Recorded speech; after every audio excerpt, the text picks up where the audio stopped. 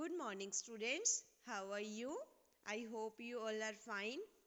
Students last lecture में हमने discuss किया था क्वांटिटेटिव मेजर्स को कि मनी सप्लाई को कंट्रोल करने के लिए सेंट्रल बैंक कौन कौन से क्वांटिटेटिव मेथड्स को अडॉप्ट करता है। आज हम पढ़ेंगे second topic that is qualitative measures, central bank के द्वारा अडॉप्ट किए जाने वाले क्वालिटेटिव मेजर्स। फर्स्ट पॉइंट है मार्जिनल रिक्वायरमेंट। सेंट्रल बैंक क्या करता है, मार्जिनल रिक्वायरमेंट टेक्निक फॉलो करता है क्रेडिट को कंट्रोल करने के लिए। सबसे पहले हम समझेंगे कि मार्जिनल रिक्वायरमेंट है क्या। Okay, it is the difference between current value of the security and the loan offered, value of loan granted. तो इन दोनों के डिफरेंस को बोला जाता है मार्जिनल रिक्वायरमेंट। एग्जांपल के थ्रू समझेंगे कि फॉर एग्जांपल हमें लोन चाहिए, ठीक है, तो हम जाएंगे कमर्शियल बैंक के पास। तो मान लो हमें लोन चाहिए, तो कभी भी बैंक हमें सीधा ऐसे लोन प्रोवाइड नहीं करता, हमें कोई ना कोई सिक्योरिटी उनको देनी पड़ती है।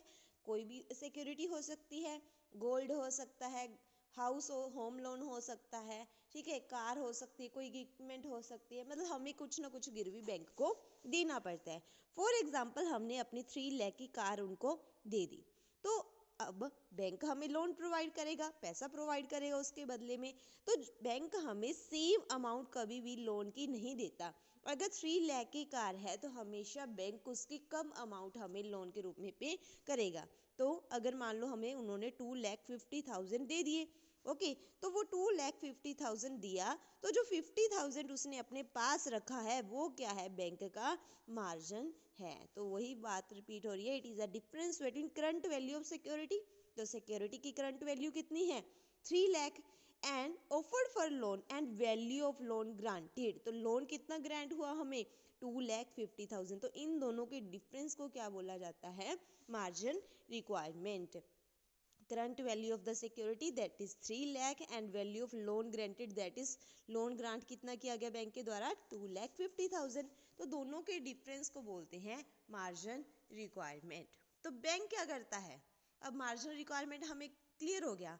अब क्रेडिट को कैसे कंट्रोल करेगा। देखो, अगर बैंक चाहता है कि हमारी इकोनॉमी में सर्कुलर फ्लो मनी का बढ़े, ठीक है, लोगों की डिमांड बहुत कम है, गुड्स की सप्लाई बहुत कम है, गुड्स की लोग डिमांड ही नहीं कर रहे, लोगों के पास पैसा नहीं है, तो बैंक चाहता है, सेंट्रल बैंक अगर चाहता है कि लोगों के पास पैसा ज़्यादा जाए, मैक्सिमम जाए, ठीक है, ताकि गुड्स की डिमांड बढ़े, तो बैंक क्या करेगा, अपना मार्जिन कम कर देगा। जो 2,50,000 है उसके मनी ज़्यादा देने लग जाएगा, 3 लाख के ऊपर वो मार्जिन अपना कम रखेगा और लोन अमाउंट ज़्यादा प्रोवाइड करेगा। अगर वो चाहता है कि क्रेडिट रिड्यूस हो तो वो मार्जिन अपना बढ़ा देगा और लोगों को लोन कम देगा। ओके, पहले मान लो वो 30% देता था, अगर वो चाहता है लोगों के पास पैसा ज़्यादा जाए तो अपना मार्जिन वो कम कर देगा, 30 से 20 कर देगा या 10 कर देगा। अगर वो चाहता है लोगों के पास पैसा कम जाए तो वो अपना मार्जिन बढ़ा देगा। तो ये दोनों ही ऑपोजिट पॉइंट्स हैं, आई होप आपको क्लियर होंगे, ठीक है। सेकंड पॉइंट है rationing of credit. Rationing of credit का मतलब है कोटा सेट करना। बैंक क्या है, कोटा बना देता है कि किसको कितना लोन देना है। अगर हमने इंडस्ट्रियल खोलनी है, ठीक है, इंडस्ट्री के लिए कितना पैसा देना है, कितना लोन देना है, एग्रीकल्चर के लिए कितना देना है, बिजनेस के लिए कितना देना है, तो ये सारा कोटा जो बैंक, सेंट्रल बैंक सेट कर देता है। The rationing of credit means fixation of credit Kota for different business activities. अलग अलग डिफरेंट एक्टिविटीज़ के लिए, अलग अलग इंडिविजुअल के लिए, सभी तरह के लिए अलग अलग कोटास बैंक सेट कर देता है। It is introduced when the flow of credit for specific product or area is to be checked। सभी तरह के एरिया को चेक करके, कैपेसिटी को चेक करके सेंट्रल बैंक ये कोटा सेट करता है। Sometimes the central bank can fix the credit quota for different business activities। कई बार तो कुछ बिजनेस एक्टिविटीज़ के लिए कोटा सेट करता है, कुछ के लिए करता ही नहीं। The commercial bank cannot exceed the quota while granting loans, hence credit is controlled। तो कई बार अगर नहीं देना चाहता बैंक पैसा तो क्रेडिट कोटा वो नहीं बनाता और इस तरह से वो क्रेडिट कंट्रोल कर लेता है। नेक्स्ट है third, moral session. Moral session का मतलब है मॉरली उनको समझाना, ठीक है, मतलब परसुएड करना। तो सेंट्रल बैंक परसुएड करता है बैंक्स को, कमर्शियल बैंक्स को या पीपल को, तो देखो सेंट्रल बैंक परसुएट करता है कमर्शियल बैंक्स को for adopting the monetary policy advised by it.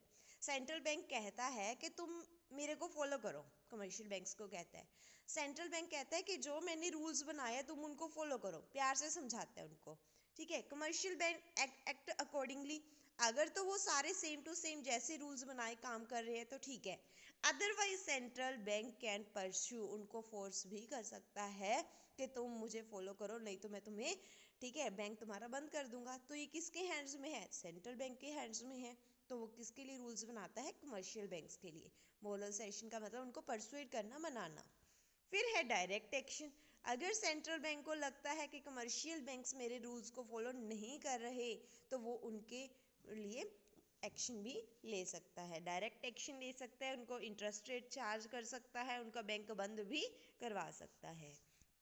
तो ये भी किसके हैंड्स में है? सेंट्रल बैंक के हैंड्स में। नेक्स्ट लास्ट पॉइंट है पब्लिसिटी। पब्लिसिटी का मतलब है सेंट्रल बैंक क्रेडिट को बढ़ाने के लिए या कम करने के लिए एडवर्टाइजमेंट भी कर सकता है, पोस्टर वगैरह छपवा सकता है, ऑनलाइन, ठीक है, दे सकता है अपनी एडवर्टाइजमेंट। तो इस तरह से वो क्रेडिट को कंट्रोल करता है। अगर वो चाहता है क्रेडिट बढ़े तो वो इंटरेस्ट रेट कम कर देगा, ठीक है, एडवर्टाइजमेंट में दिखा देगा।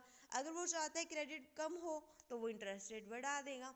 तो ये सारी पब्लिसिटी वो कहाँ करता है? न्यूज़पेपर्स में, या कर सकता है कहीं भी वो पब्लिसिटी सेंट्रल बैंक कर सकता है, ये भी उसके हैंड्स में है।